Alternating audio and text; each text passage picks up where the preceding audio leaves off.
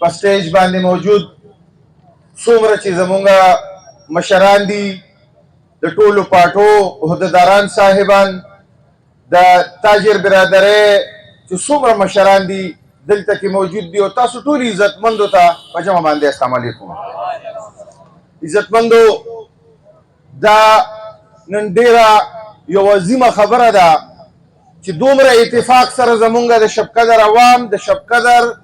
تاجر برادري چې تاسو په دې شب قدر کې ګوره نو هر ځای بند دی، لاکډاون دی، او دغه حکومتونو له، دغه ظالم حکومتونو له، دغه ظالم حکمرانانو له دا پیغام ورکوي چې مونږه د ستاسو د ظلم او د جبر دا نظام چې کوم دی دا مونږ نه منو. تاسو چې کوم په غریب عوام باندې کوم ظلم شروع کړی دی، خو هغه د بجلی ټیکسز دي، خو هغه زموږ په تاجر برادرۍ په روحو باندې کوم ظالمانه ټیکسز لګولي دي، د هغې خلاف مونږ نن د ستاسو دا کم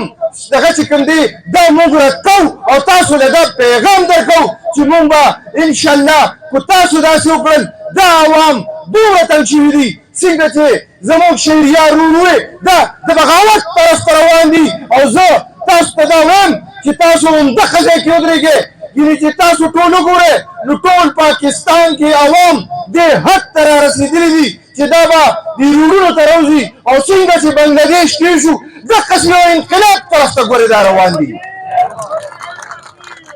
عزتمندو، هغه قومونه ترقي کوي، د هغه قومونو بچي ترقي کوي، هغه قومونو نسلونه ترقي کوي کوم چې د خپل حق دپاره اواز اوچتوي، کوم چې د خپل حق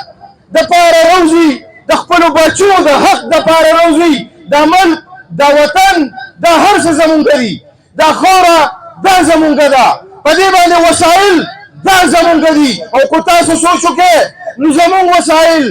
زمونږ د بچو وسایل، د دې خاورې وسایل تاسو وګورئ مونږ اوس په دې روډونو نه ولاړ کړو، دا په صحیح طریقه باندې د دې تقسیم کار کېدی، خو د دې تقسیم کار صحیح کېدی. اوس په تاسو او زمونږ دا بچي سروالي بروالي بنو. ټیکس ګوره په بهر دنیا کې ټیکسونه اخیستل کېږي، په بهر دنیا کې ټیکسونه اخیستل کېږي، خو هغه تا له د ستا بچو له، د ستا کور له، خپل غریبو عوامو له هغوی فیسیلیټیشن ورکوي، هغوی ولې تعلیم ورکوي، هغوی ولې بجلی سهولیت فری ورکوي، هغوی ستا بچو له روزګار ورکوي، تا ته هر ځای کې فیسیلیټي وي، تا ته اسپتال کې فری دوایانې میلاویږي. نو چې ستا د بچو تعلیم فری وي، ستا بجلی فری وي، ستا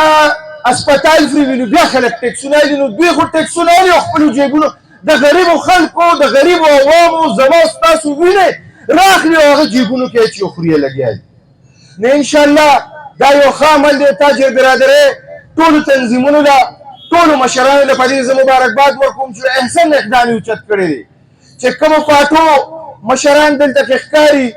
ناستي او دلته کې دوی سره خپل اواز یو کړی دی، هغې ټولو له زه مبارکبادي ورکوم، ټولو مشرانو له. او انشاءالله څنګه چې زمونږ د کشر ورور یې دقسې به انشاءالله شانه به شانه به تاسو سره ولاړ په هر جنګ کې، هر میدان کې مونږ رستو کېدی والا نه یو، تاسو به اډر کوئ، ستاسو نه به لس قدمه مخکې انشاءالله روان یو. ٹھیک ده که نه جي؟